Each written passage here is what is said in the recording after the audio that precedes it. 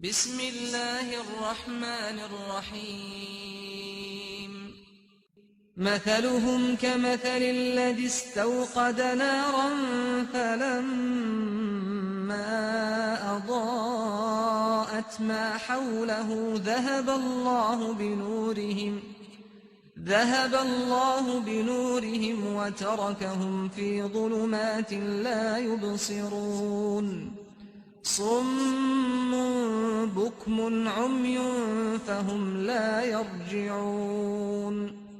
أو كصيب من السماء فيه ظلمات ورعد وبرق يجعلون أصابعهم في آذانهم من الصواعق حذر الموت والله محيط بالكافرين يكاد البرق يخطف أبصارهم كلما أضاء لهم مشوا فيه وإذا أظلم عليهم قاموا ولو شاء الله لذهب بسمعهم وأبصارهم إن الله على كل شيء قدير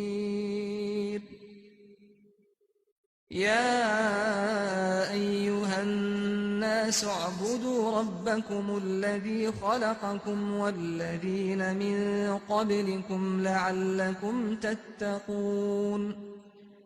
الذي جعل لكم الأرض فراشا والسماء بناء وأنزل من السماء ماء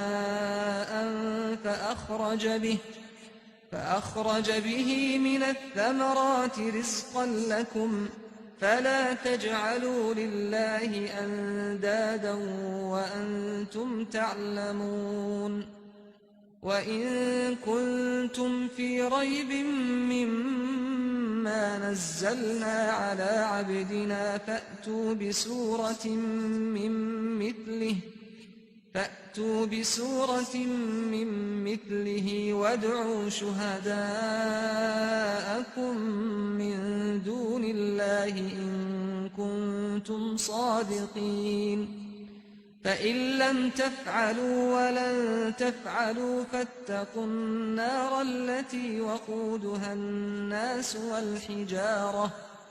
أعدت للكافرين